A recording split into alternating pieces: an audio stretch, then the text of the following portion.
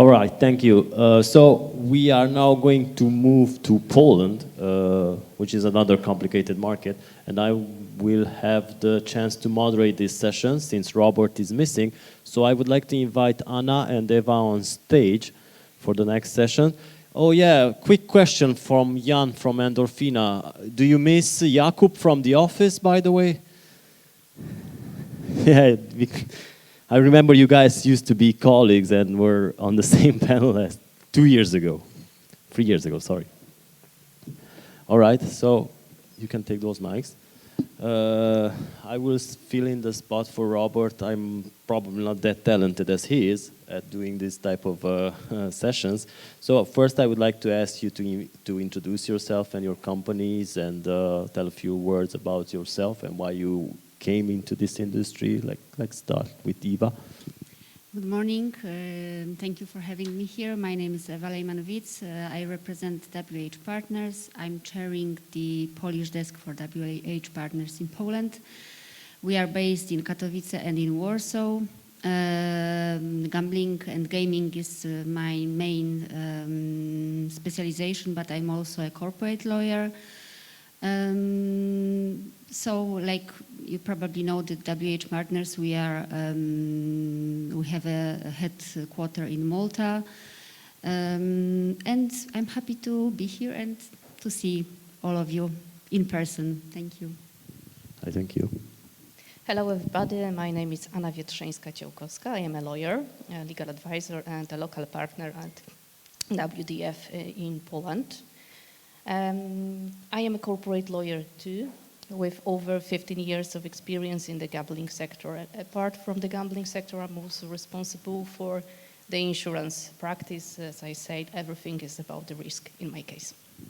All right, thank you. I think you were here in 2020 at the last Prague Gaming Summit. Yeah. When we shut down the world, yeah. All right, so I will start with the questions for Eva. Introduction to the Polish gambling system, in particular the types of games for which you can obtain a license in Poland. Could you let the audience know about this? Sure. We talked a lot about the Czech market, which is difficult, but I believe that Poland is not so different than Czech Republic. Based on the Polish gambling law, the last big amendment was introduced in 2017. And based on this big amendments, actually gambling law applies to the 4 main categories of gambling games, which is games of chance, betting, card games, and slot machine games. Like I said, this is the main categories. So you would like to probably also know that the Polish Gambling Act does not regulate games of skills. So if the game is solely based on the skill or knowledge of the player, so the Polish gambling law does not apply. But of course, the reality is that very often we have doubts whether the particular game is a game of chance or is a game solely based on the skills or knowledge of the player. So, for instance, I very often ask apply because there is a possibility to ask the Polish Ministry of Finance to issue an interpretation regarding particular game. So the company or the game producer may ask and describe the whole game and ask whether the Polish Gambling Act applies or does not apply to the particular game. So I may say that the last time when I applied for such an interpretation, we got an answer in 2 weeks. So that was a really quick decision and positive for our client as well. Going to the point regarding Polish market, so Polish market is difficult because the operators may only apply when you are talking about the digital games for a license regarding betting or promo lotteries. So not not a big choice for private operators. The rest of the gambling games are covered by the state monopoly. I'm talking about, of course, the online gaming. The license, for instance, for the land-based casino is available. Difficult market, and still I may say that maybe not half, but still around half of the market is a gray zone, and the rest is the legal operators. Okay, got it. But there is no actual regulator, it's just the Ministry of Finance there, right? Correct, yes. But due to the recent amendments, I will tell about that later on, some of the competences were delegated into the lower authorities. I mean, lower in the tax authorities, but not the Ministry of Finance. Okay, got it. Thank you. Anna, what does the licensing market in Poland currently look like? And how many licenses have been granted for online games?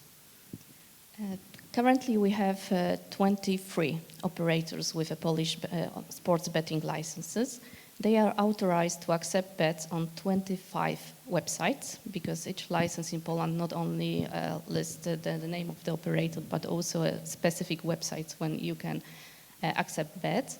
And apart from that, we've got 2 other websites belonging to the state monopoly. One is Total Casino, that is dedicated to the only permitted online casino games in Poland. And the other one is Traf. This is a bookmaker belonging to the state treasury and concentrating on horse racing. But there are also some good news, because we'll talk about it later. Some of the Polish license holders are lobbying for changes to the law in a way to permit the online poker to be organized and by the sport betting operators in particular, and also for changing the definition of some of the games. For example, changing of the definition of the bets on virtual events, so that it's not only the sports competition of people and animals, but any types of computer-generated events. And also they are lobbying for changing the law so that the online bingo games could be organized by the private operators. So let's hope they will be successful, and we'll have some, hopefully, some good news next year. I did not see very confident looks by this thing, and that means the state is best competitor of the operators. Yeah, the state does all the types of the online games.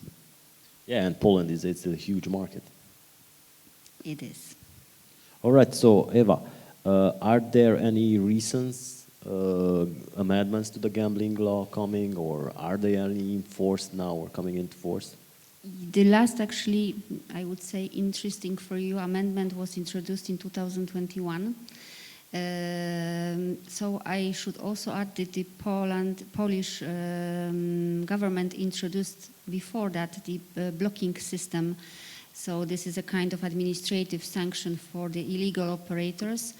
So what does it mean? If the operator does not have a Polish license, the domain of such an operator could be blocked, and we have a whole register when you can find the list of the domains which were blocked by the Polish authorities. Currently, it is more than 25,000 domains already registered in this register. And the last amendments, which was introduced in 2001, like I said, was about to change the provision which regulates this register. So what has changed? Mainly the domain which could be registered into this register is a domain which is used to organize the gambling contrary to the Polish Gambling Act, also, what is new, not only domain which is used to organize gambling games, but also domain which advertise or promote gambling which is organized illegally in Poland could be blocked as well. And one more issue, before the amendment, the Polish authorities had to prove that the specific domain which like was the illegal gambling according to the Polish Act was like targeting Polish customers, Polish players. Now actually to be blocked is enough for the Polish authorities to prove that the domain is accessible for the Polish player. So the domain does not have to be addressed to the Polish player. It's enough that it's accessible in Poland. So the purpose of this amendment was to optimize the process of blocking domains. So what also happened is that not only now the Ministry of Finance of Secretary of State is to approve the final decision to block the domain, but also like I said, the lower tax authorities are also able to prove it. So that makes the whole process of blocking domains quicker. And that was the aim of the amendment, because Polish authorities have a problem with the clones of domains, because when one casino, for instance, one website is blocked, Casino 2 is created. So that's how it's a play between illegal operators and the Polish government. So that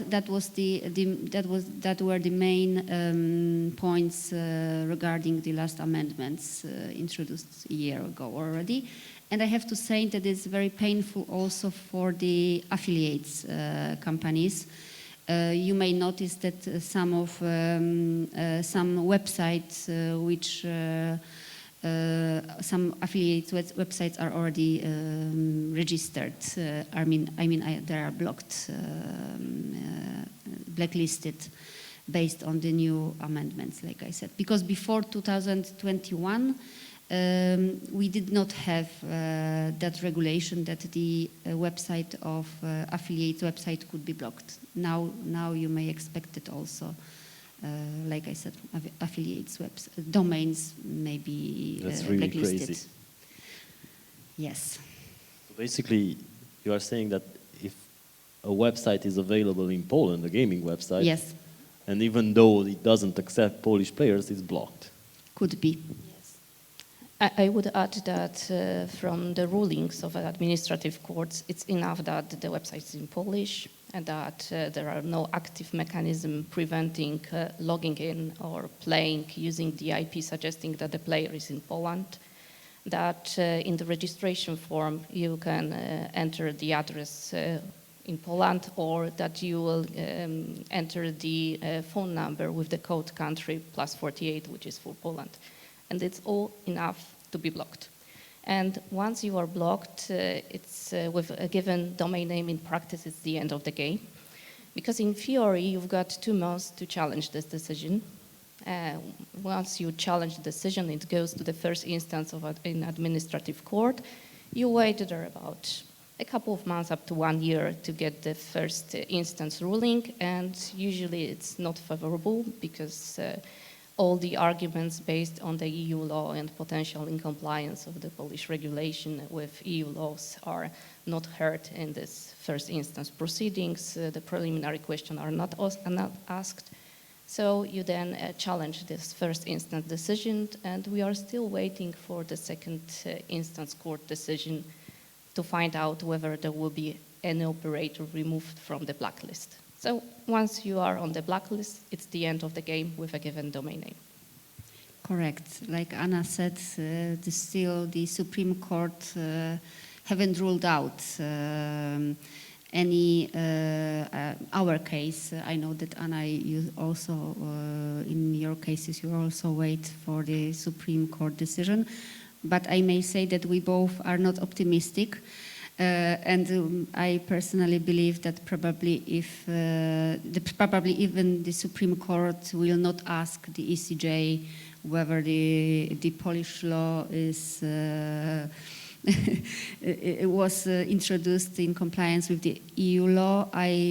We probably get the decision that there is no need to ask ECJ, and the Polish law is of course compliant with the EU law. So let's wait. But I think that we will have to. I heard from the Secretary Office that maybe in the end of this year we may expect first hearing, but maybe at the beginning of the next year. So maybe next year we will have some news for you.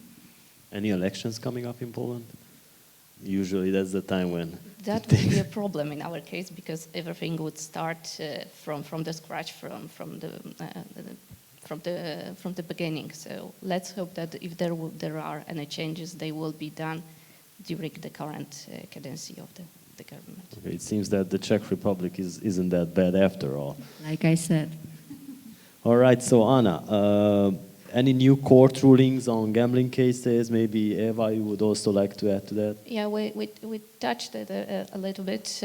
In Polish court, there are not so many cases related to the gambling. It's about a couple of thousands per year of cases that are investigated. Most of them are related to the land-based slot machines venues. Only a couple of them are related to online gambling, and usually this is the cases related to blocking. So that's the status. And so far we have not heard about any single case when the offshore operator was effectively punished in Poland. What we see from time to time is that the Polish government is chasing after the players, because it's the easiest way to discourage the players to play using the offshore operator's website. And from time to time, there are some cases related to affiliates. Correct. It's I even see in the justification of the last amendment, it's written that Polish government is not able to chase the illegal operators. When we are consider the criminal law, for instance, because the servers are not located in Poland. So that's the main reason why it's impossible. Like Anna just mentioned, the players are the main focus of the main target, I would say. All right, so we're not going to touch base on gambling advertising, and I know that there are a lot of banners on the highway and everywhere, because we were traveling to Vilnius last month, and we were traveling 3 years ago, and we saw the same banners of the same operator being advertised. I think it's LVBet, which has the biggest branding everywhere. Yes, there is one road where you can notice everywhere LVBet. I Yeah, know which exactly. one it is. So what are the main legal regimes for gambling advertising? So it's like everything in Poland regarding gambling is also this field is also not easy for the operators. Generally speaking, advertising, promotion, or information about sponsoring are highly regulated. We have a definition in our Polish Gambling Act regarding advertising. It's very broad. Regarding sponsoring, it's also very broad about promotion, and even about informing about the sponsoring. So, of course, illegal operators are not allowed to advertise themselves in Poland. Like I mentioned, even the domains could be blocked, blacklisted.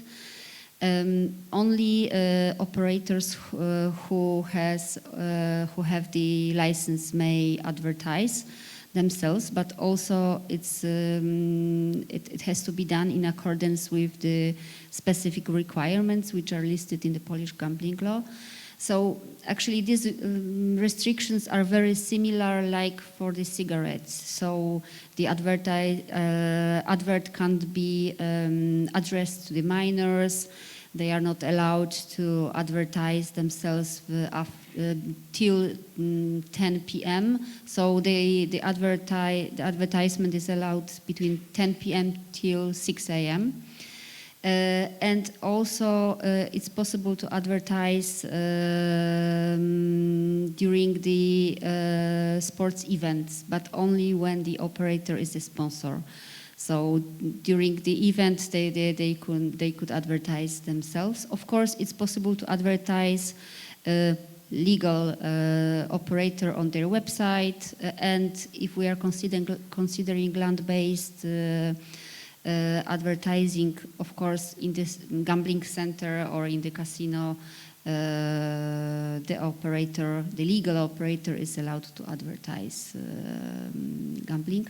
So also very often I'm asked, for instance, when there are sports events, whether the players who from different jurisdictions where they are sponsored by the operators which are illegal in Poland but legal in, for instance, in other jurisdictions, whether they may wear T-shirts with logos of such an operator. So illegal operator from the perspective of our operator. From the perspective of Poland, yes. So they have to change, and it would be. I mean, the organizer of this sports event could be punished for allowing some, I don't know, football players to wear T-shirts with operators which are not legal in Poland.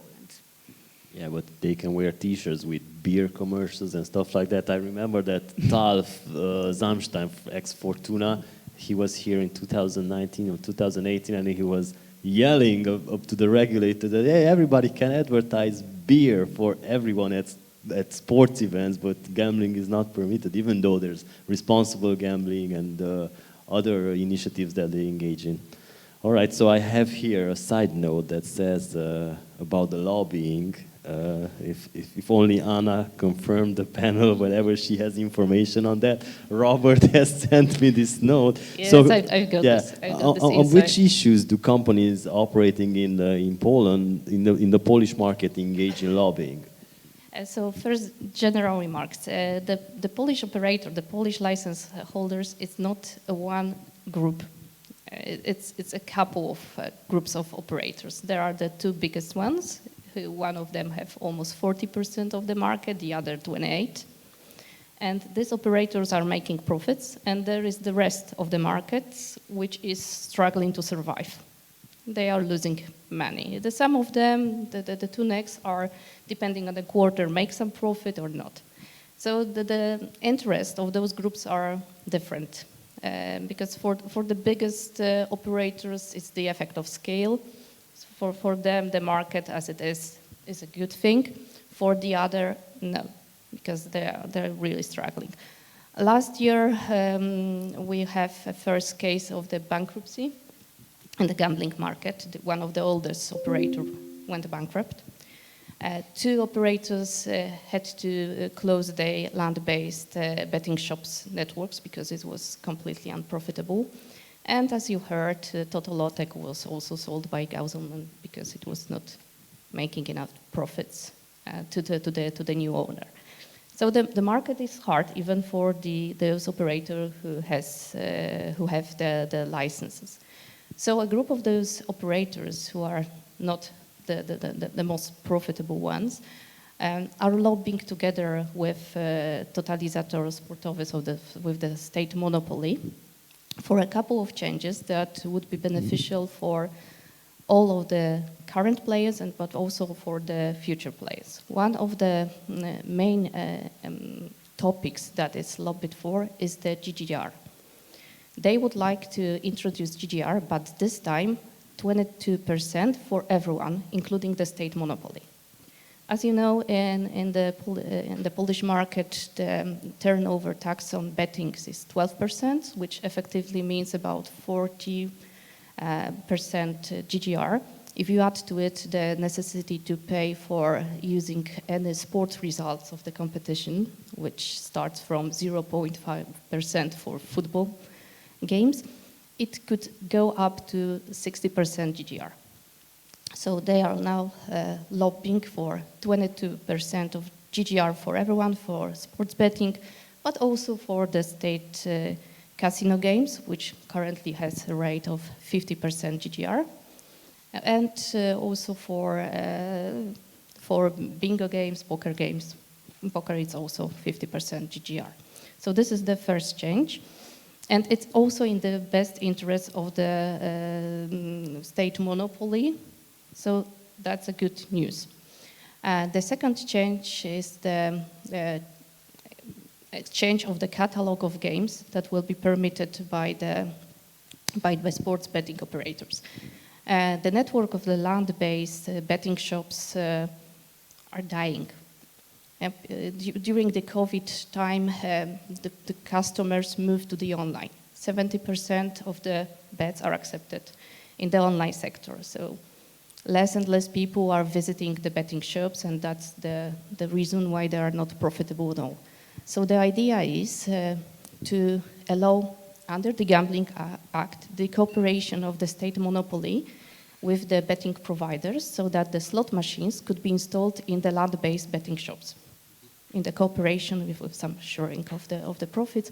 Betting shops have some similar regulation to the slot machine venues, so there will be the adequate level of protection, and this could be the chance for the land-based betting shops to survive, to attract the customers, and also for the state monopoly, it would be a chance to channeling the customers from about 40,000 places that you can play illegally in Poland to the licensed places. So this is the second one. And the third is allowing the online poker to be organized under a separate license. It's still discussed whether this will be the online poker tournaments or just online poker against the operator, and online bingo, which is currently covered by the state monopoly. And that are the most important changes that are lobbied for. We have seen a dementi in one of the Polish daily newspapers a couple of weeks ago that currently there are no works on any changes to the gaming tax regime in Poland. However, as I heard from those chambers of commerce for the betting operators, they are still sitting on the same table, they are still discussing, and they hope that following the vacations, the legislation process will be started. There is a draft bill prepared by the organizations with some justification, with some reports, with some numbers. So let's hope the legislation process will start. Yes, let's hope, but I'm personally not optimistic, only because we are expected to have elections next year. So I believe that if they would pass such a amendment now, it would be used, as an argument by the other parties. So unfortunately, maybe I hope I keep my fingers crossed for these changes, but because of the election next year, I don't think it will happen, but we will see. Yeah, we have some experience lately that if there is a decision, political decision, the legislation process in Poland can last even a couple of weeks. Correct. Unfortunately, it's right. not like that. So let's hope that this can result in huge profits for the state treasury. The money is really needed now. This is also the profits for the state monopoly, so maybe that will be the chance to change the GDR and effectively to make the Polish market more attractive for international players to come and... Be optimistic. I have no filters, by the way, so we are all friends here. So just look for where the Ministry of Finance is going on vacation this year, and probably you will see the outlook of this decision then. All right, so are there any questions about the Polish complicated market? No. Okay. So thank you, Anna. Thank you, Eva. We will now take a 30 minutes coffee break and some snacks, and we will be back with more presentations and also focus on the Nordic gambling industry, focused on live streaming, esports, responsible gaming, of course.